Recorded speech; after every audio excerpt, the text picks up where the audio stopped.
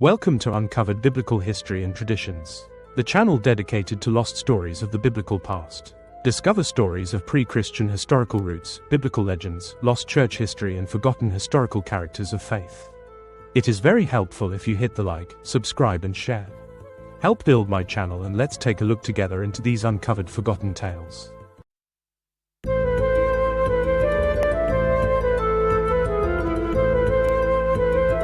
Imagine the year 60 AD. The Roman Empire stretches across the known world like a steel fist, crushing everything in its path. Its legions are unstoppable, its military machine ruthless and efficient. But somewhere in ancient Britain, a woman rises from personal tragedy to become Rome's most terrifying nightmare. Her name was Boadicea, meaning victory, and she would unite 250,000 British warriors in a fury of vengeance that would leave over 80,000 Roman soldiers dead and send the empire's representatives fleeing in terror. This is the story of the greatest warrior queen in history, whose golden hair and towering presence struck fear into Roman hearts, and whose words would echo through centuries as the ultimate cry for freedom. To understand Boadicea's legendary status, we must first picture her as she appeared to those who witnessed her rise. The Roman historian Dion Cassius painted a portrait that has captivated imaginations for nearly 2 millennia. Standing far above ordinary height, Boadicea possessed what Cassius described as a commanding appearance. Her aspect was calm and collected, but when she spoke, her voice had become deep and pitiless, the voice of someone who had endured unimaginable suffering and emerged harder than steel. Her most striking feature was her hair, long golden tresses cascading to her hips, gathered around her forehead by a golden coronet that caught light like a crown of fire. She dressed for war and royalty simultaneously. Her tartan dress, a pattern that would become synonymous with British identity, fit closely to her bosom but expanded in loose folds below the waist. Over this, she wore a chlamys, a military cloak that announced her dual role as both queen and warrior. In her hand, she carried a spear, not as decoration, but as a weapon she knew how to use with deadly precision. This was no ordinary queen. This was a woman who had earned the name Victoria through valor in previous military campaigns, a born warrior chieftainess who would become the finest embodiment of Britannia herself. But how did a Celtic queen come to threaten the mightiest empire the world had ever known? The answer lies in a story of greed, betrayal, and cruelty that would make even hardened Roman soldiers uncomfortable.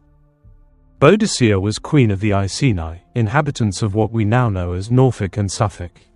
She was married to Prasutagus, an immensely wealthy king who understood the precarious position of British royalty under Roman rule. When Prasutagus felt death approaching in 60 AD, he made a desperate gamble to protect his beloved queen and the 2 daughters from Roman brutality. In his will, he left half his vast fortune to Emperor Nero himself, hoping this generous gesture would purchase protection for his family. But Prasutagus had underestimated the depth of Roman greed and casual cruelty. When the king died, Roman prefect Caius Decius seized not just the half intended for Nero, but the entire royal treasury, claiming it all fell under public property. When Boadicea and her household resisted this outrageous theft, the response was swift and brutal. Roman legionaries stormed the palace, carrying off treasures to their military camp. But wealth seizure was only the beginning. What followed was systematic humiliation and violence that would scar the British psyche for generations. The barbarous treatment of palace inmates, including personal indignities perpetrated upon Boadicea and her daughters, was so shocking that ancient historians hesitated to record full details. The Roman prefect also confiscated estates of the entire Icenic nobility, in direct violation of the Claudian treaty. The message was clear: treaties, laws, and human decency meant nothing when Rome wanted something. The assault on Boadicea's family was part of a larger economic stranglehold Rome had been tightening around the Iceni. The territory was rich in lead mines that had been worked since ancient times, providing crucial wealth for the Icenic people. Upon arrival in Britain, Romans promptly seized these mines, cutting off this vital economic lifeline and forcing the Iceni into dependence. Enter Seneca, the so-called philosopher who was also one of Rome's most ruthless financiers. This usurious, millionaire philosopher had advanced the Iceni approximately £2 million in modern currency, using their public buildings as security and charging ruinous interest rates. Roman law forbade Romans from lending to other Romans for interest, but they were free to exploit foreigners. When Seneca suddenly and violently called in this loan, it became the indirect cause of the Boadicean War. The Iceni, already stripped of natural resources and facing systematic oppression, now faced complete economic ruin. It was the final straw that would transform personal tragedy into national rebellion. What makes Boadicea's story even more remarkable is that she managed to unite tribes that had previously been enemies. The Iceni and the Coronii had actually been branded as traitors for deserting Caractacus during the earlier Claudian campaign.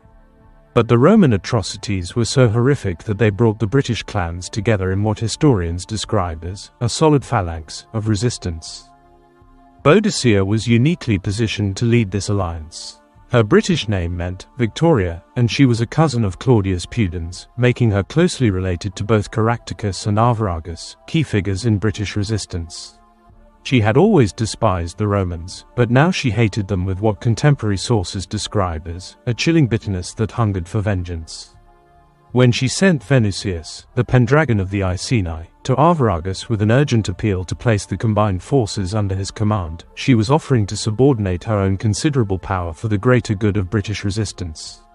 Whether Arviragus accepted this arrangement remains unclear in the historical record, but what we do know is that Boadicea retained supreme command as commander-in-chief, with her own Pendragon serving as second-in-command. Picture the scene: a woman of commanding stature standing upon a general's tribunal, her golden hair flowing beneath a coronet of gold, her military cloak billowing in the wind.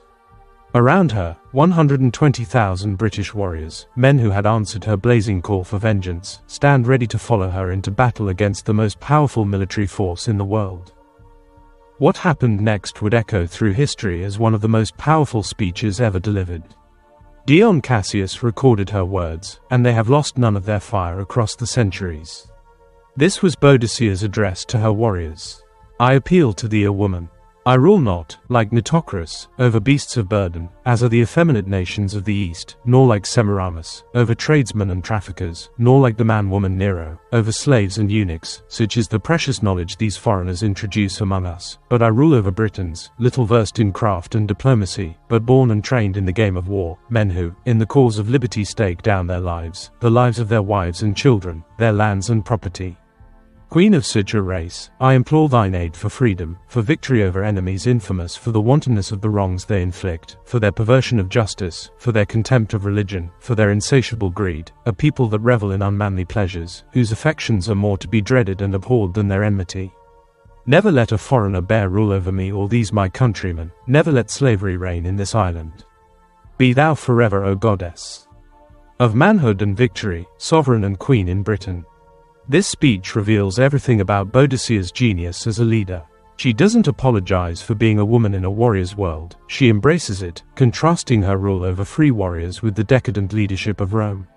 She appeals to British pride, condemning Roman injustice and greed while calling upon the goddess of victory herself. It was a masterpiece of rhetoric that would inspire men to fight to the death. When the Boadicean War began in 60 AD, it unleashed a fury that caught Rome completely off guard. Always in the fore, fiercely inspiring her warriors, Boadicea led from the front with her two daughters riding beside her. Her war chariot, equipped with scythes on the wheels, became a symbol of British resistance as it slashed through enemy lines. The campaign was a series of devastating victories that demonstrated Roman vulnerability. Colchester was the first to fall. The temple, fortified by Roman veterans, held out for 2 days before disaster overtook them. The 9th Legion under Petilius Ceriolus was slaughtered at Coggeshall, with only Ceriolus and a few horsemen escaping. The Roman headquarters at Verulam was burned to the ground, its defenders cut to pieces. Tacitus records that one Roman legion that dared to stand its ground was cut down to the last man. Roman populace fled in terror at news of her approach, and her forces swelled to 230,000 warriors. This wasn't just the Iceni anymore. The powerful Trinobantes, the warlike clan that had signed a peace pact with Julius Caesar in 54 BC, had joined Boadicea. The Silurians under Arviragus were likely participating as well. At least 4 of Britain's most powerful warrior clans had united under the single standard of vengeance. The scale of Boadicea's success was staggering. Over 80,000 Roman soldiers perished in these sanguinary battles, casualties that would have been unthinkable just months before. Catus Decianus, the Roman official who had helped orchestrate the initial atrocities, fled in terror to Gaul after witnessing the violence and carnage of British vengeance. Never before had the British been so deeply wounded and angered by violations of their native privileges, their religious institutions, and the personal dignity. The desecration had charged them with what Tacitus described as superhuman determination to avenge. This wasn't just about military conquest, it was about the very soul of Britain itself. Boadicea's name flames throughout British history as a symbol of sovereignty and the refusal to bow to foreign oppression. She proved that even the mightiest empire could be shaken by a people united in righteous anger, led by someone willing to sacrifice everything for freedom. If you would like further context and the rest of the story, check out previous videos and future videos. If you would like more information where to research this subject, pause this image and look into these resources. If you have book sources or links of your own on this subject, please share in comments or email me. Thank you. I hope you enjoyed this forgotten biblical story. Leave a like, comment, share and subscribe. This is very helpful. Join me next time for another lost story of our biblical history.